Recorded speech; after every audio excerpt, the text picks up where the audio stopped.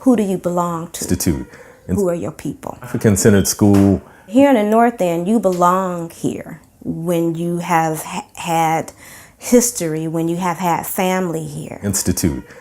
When we live here, and those of us who have lived here for many generations, we walk through the place a certain kind of way, and we have an honor and a respect. You know, you'll see people, we might not even know each other's names, but we'll speak. And Sortimer Institute. And Sortimer was The North End is a very significant community in Detroit, and it's been a predominantly African-American community for at least the last 60 years. So we were very concerned about making sure that our children were rooted within their own history and the kind of cultural values that are part of the experience of Africans and African Americans. And so one of those values was this understanding that everything is interconnected. And so we thought that one of the ways to teach that was through gardening. The role of urban farming in terms of sustaining the community is very important. Food is like a tool that we use to build on to other things like community development, economic development, around workforce development, education, and training. The Oakland Avenue Urban Farm does a couple of things that it saves, salvages, is reminiscent of a lot of the things that would happen when there's a commercial retail strip. So because we don't have that anymore, we do still now have the urban farm. And so that's an opportunity for engagement. It is a social experience. We have created an environment where people feel safe, they feel welcome, they feel this is a place that we can share with each other. We grow food, but we're cultivating people, food, and community.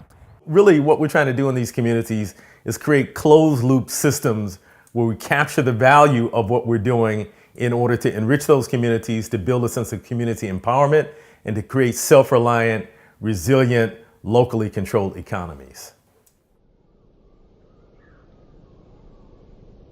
I also like that and appreciate that they work with the youth. Billy and Jerry and their whole entire team, Natasha Tallman, and it's an opportunity for mentorship.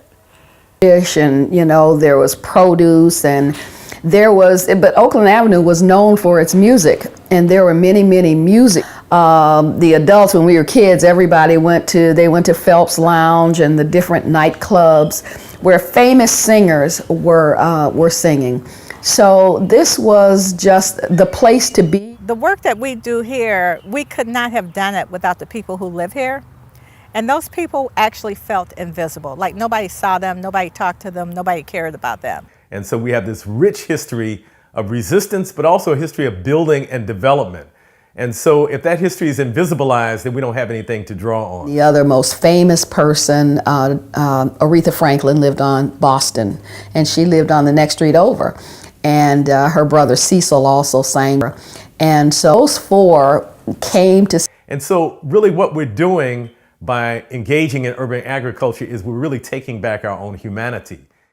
The fact that we have the Oakland Avenue Farm in the North End serves as kind of a beacon of light and hope for the entire area.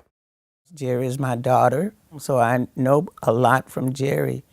Seeing what we have here visible, it lets me know and others know that we are doing something here. And I thank God for the opportunity to be useful, to be a part of this community. And I know it's coming back. It's coming back.